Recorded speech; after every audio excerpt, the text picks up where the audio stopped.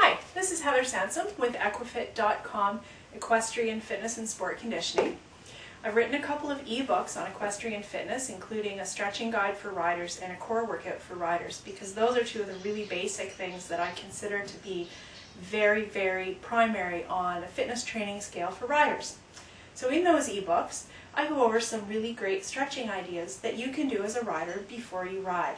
Now I'm standing here in my home training studio just to show you that you really don't need a lot of space to do these exercises, and I'm holding a lead shank to show you how easy it is to incorporate some basic equipment that you have easily available with you at the barn to do a very easy warm-up for riders. So as a rider, if you come to your ride maybe a little bit tense from your day job or from driving or for whatever else it is that you do during the day, maybe choring, typically a lot of riders carry a lot of tension in the shoulders and the hips. We like to open up that tension and release the tension so that you have a mobile hip and a mobile spine and a better ability to have good posture while you're riding. It's also less fatiguing to have good posture. So some chest opening and hip opening warm-up exercises that I encourage all of my clients to do are basic stretches done in a flowing and continuous motion. The best practice in sport training is no longer to do a static stretch, you know, the old bending over to touch your toe and holding it.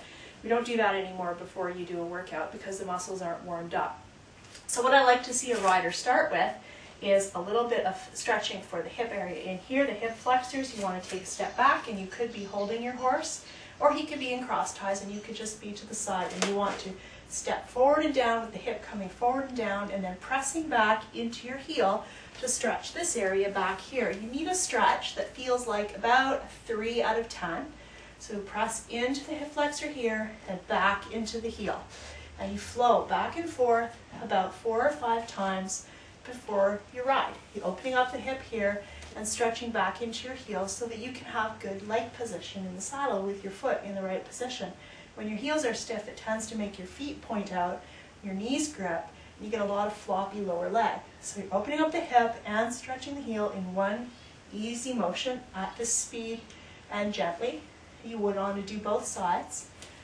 You could stand, you could do a stretch for your inner thighs a bit to open up the hips, just gently flowing back and forth. And I'm holding the lead shank, or I could be holding a whip, a dressage whip or a lunge whip. And what I want to do next is open up the shoulders by passing my whip or lunge line or lead shank overhead like this, very gently, back and forth, opening up the chest, rotating the shoulders, so that you can place your shoulders back in a better position without tension. When your coach says, put your shoulders back, she doesn't mean ram them back with tension. She means roll them back so that you're in better alignment. So by breathing deeply and opening up the chest muscles, pectoral muscles, the smaller pectoral muscles, not necessarily just the large ones, rotator cuff muscles, all those motions that cause you to have your arms forward during the day, like driving or typing, which tighten up the muscle area here, bring your shoulders forward as a rider and can cause you to close in and tighten up in your upper body. So whether you jump or ride dressage or western, you can use this stretching motion just a couple of times to really open up the shoulders and allow you to breathe.